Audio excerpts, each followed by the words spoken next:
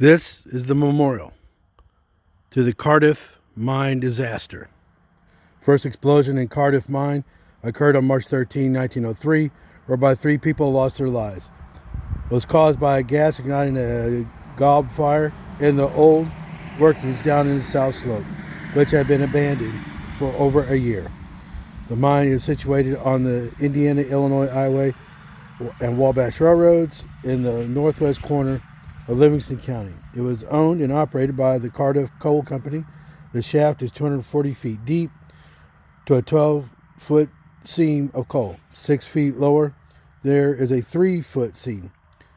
When the underseam was worked out, at this point the south slope was commenced and the lower seam, and the rooms were divided at right angles to the rooms in the upper seam at the location of the gob fire in the lower seam. The strata between the 2 seams caved through, thus forming a chimney and draft for the fire. The second explosion occurred on the evening of March 15, about 5:20 o'clock. 6 men were in the mine at the time of the explosion. Building and repairing stopped. W.H. Parker, superintendent, and Thomas Roberts, mine manager, with several other volunteers, made preparations to go down the shaft.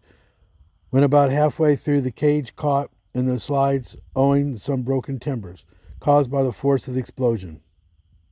Considerable time was lost before the party reached the bottom of the shaft. William Humphreys was found alive at the bottom of the air shaft.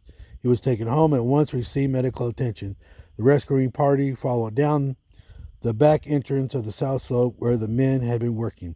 They found dead bodies of Anton Hassel and Anton Tchaikovsky. Further search was made for other 3 men, but they could not be found.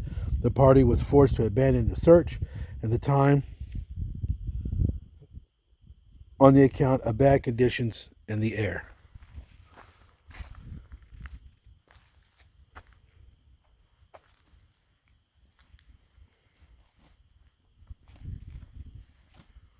Here are the names of the people who lost their lives in the explosion.